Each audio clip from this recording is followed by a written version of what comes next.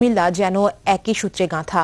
কুমিল্লার পাড়ায় পাড়ায় ঘুরে বেড়াতেন কবি, লিখতেন গান কবিতা। মিছিল করতে গিয়ে দুবার কারাবরণ করেন এই শহরেই। কবির প্রেম, বিয়ে আর আন্দোলনের এক বর্ণাঢ্য ইতিহাসের মালা গেঁথেছে কুমিল্লা।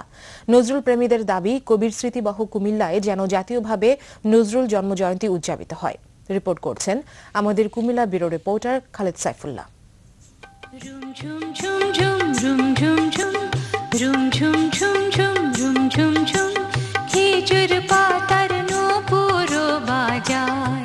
কাজী নজরুল ইসলামের তারুণ্যের দুরন্ত সময়গুলোর সাক্ষী হয়ে আছে কুমিল্লা। নার্গিস ও প্রমিলার সাথে প্রেম, প্রণয়, বিরহ আর আন্দোলন, কারাবরণ সব মিলিয়ে কবির বিপ্লব ও রোমাঞ্চের গল্প রচিত হয়েছে কুমিল্লায়। তাই বলা হয়ে থাকে, কলকাতার পরে নজরুলের জীবনে সবচেয়ে গুরুত্বপূর্ণ স্থান হলো কুমিল্লা। কুমিল্লাতে উনি মিছিল করতে গিয়ে, আন্দোলন করতে গিয়ে কারাবরণ করেছেন।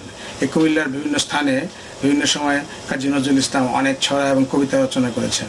রেল স্টেশনের মধ্য দিয়েই 1921 সালের বসন্তে কুমিল্লায় প্রথম পা রেখেছিলেন কবি। প্রতিবারই রেল স্টেশন দিয়েই কবি শহরে প্রবেশ করেন। শেষবার যখন তিনি কুমিল্লা ছেড়ে যান, তখন তার জীবন সঙ্গিনী হয়ে ওঠেন প্রমিলা। নার্গিসকে তিনি বিয়ে করেছিলেন, কিন্তু অজ্ঞাত কারণে নার্গিসের সাথে তার মিলন হয়নি। পরবর্তীতে কান্দিরপাড়ের মেয়ে দুলির সাথে তার প্রেম হলো এবং এই দুলিকে উনি বিয়ে করলেন এবং পরবর্তীতে দুলির নাম রাখলেন প্রমিলা নজরুল।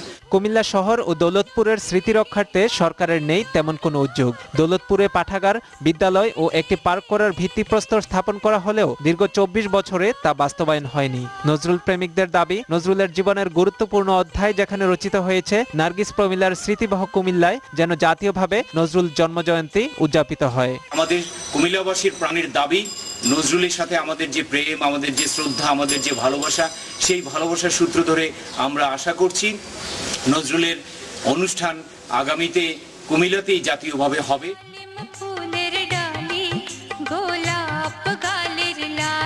কুমিল্লায় নজরুলের সেই সব স্মৃতিচিহ্নগুলো ধূসর হলেও আজও অমলিন নজরুল প্রেমিকদের কাছে।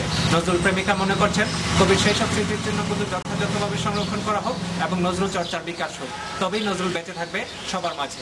খালেদ সাইফুল্লাহ, দিগন্ত টেলিভিশন।